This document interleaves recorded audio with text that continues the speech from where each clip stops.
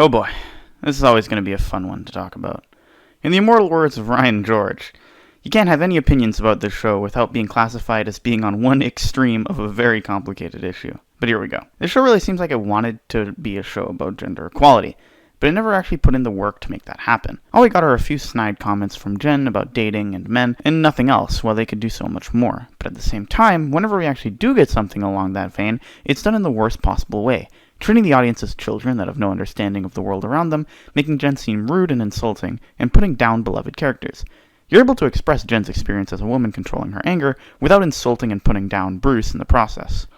This is a prime example of the MCU era of absolutely disintegrating the concept of the Hulk as a character and everything that make him cool. Smart Hulk was the worst part of Endgame, and idiotic, pelly, jealous, and insensitive Hulk is not a good look for this show. Combine that with the fact that Jen constantly puts him down and insults him, he was done dirty. Another thing is that the show doesn't put in the work to make her powers feel earned, in a way. She gets them by accidents, insults the man who did not choose to give them to her, and complains about them the whole course of the show. If that were all, it would be okay, because it could be a commentary about how uncontrollable things can take over your life. But the fact that she abuses these powers for trivial things like her dating life completely destroys that point. If you manage to get through that atrocious first episode, the rest of the show is fine.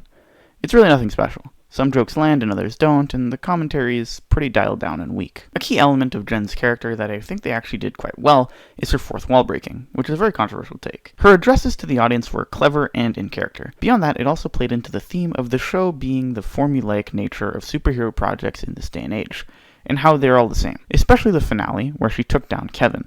All of that would be great, fine, and dandy, if not for the fact that this is part of the MCU, which is a problem for two main reasons. Firstly, they are the main offenders of this formulaic approach, so it's really hypocritical. And secondly, Jen is part of the MCU, so her hyper-awareness of the fact that she is in a cinematic universe removes a lot of stakes that come with it. How could she possibly be in any other superhero projects with her awareness?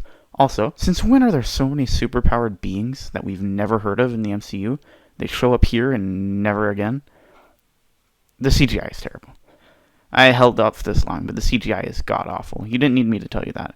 It looks awful, and there's no excuse. Marvel, give your visual effects artists more time to cook, because this isn't it. The Daredevil cameo is fantastic. The overall show is passable, but I can't possibly give the series with the first episode this abysmal higher than F tier. That first episode is so bad that it ruins the rest of the show.